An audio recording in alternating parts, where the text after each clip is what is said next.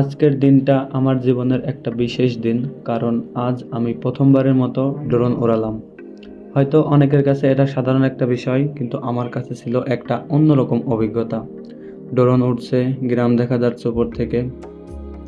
Drone যখন আকাশে উঠল, আমার বুকটা ধকধক করছিল, কারণ আমি ভাবছিলাম যদি ড্রোনটা পড়ে যায় বা যদি নিয়ন্ত্রণ হারাই। কিন্তু ধীরে ধীরে যখন উপরে উঠতে লাগলো, আমি নিচের প্রকৃতিটা দেখতে লাগলাম, আমার চেনা গ্রামটা অন্য এক দৃষ্টিকোণ থেকে। আমার সাথে ছিল আমার দাদা এবং ছোট ভাই ব্রাদার অনেকেই।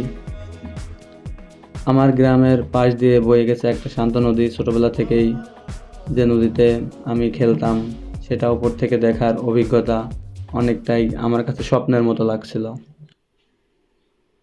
নদীর বুকে জেগে ওঠা এই বালুচরটা যেন এক নিঃশব্দ জগৎ।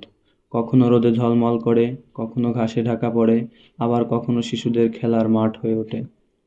এখানে দাঁড়িয়ে থাকলে সবসময় মনে হয় যেন আমি কোনো প্রকৃতির মধ্যে আছি। বাতাসের স্পর্শটা এখানে আরো নরম, আরো আপন মনে হয়। পায়ের নিচে বালুর কম্পন আর দূরে নৌকার হালকা শব্দ, এই শান্তিতে একটা আত্মার শান্তি আসে। যখন ড্রোনটা উড়ছিল, তখন আমার চোখ আটকে গেল এই সবুজের রাজ্যে। চারপাশ জুড়ে শুধু সবুজ, ধানের ক্ষেত, কচি ঘাস আর লতা গুলটে ভরা জমি। মাঠগুলো যেন প্রকৃতির বিছানা, একটা সবুজ চাদর।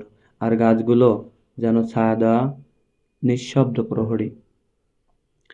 এই সবুজে ডুবে গেলে মনে হয় জীবনটা একটু ধীর হোক, একটু শান্ত হোক। এই গাছগুলো শুধু অক্সিজেন দেয় না, এরা দেয় আশ্রয়।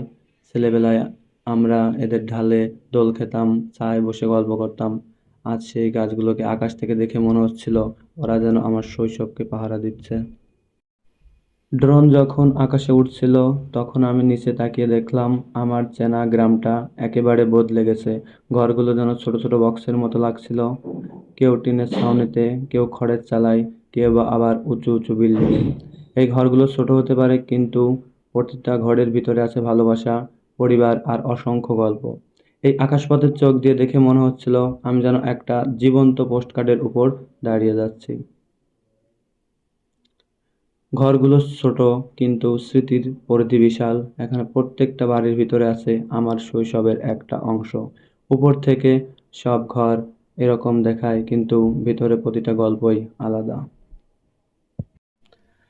তারপর ড্রোনটা গ্রামের এপাশ ওপাশ উড়িয়ে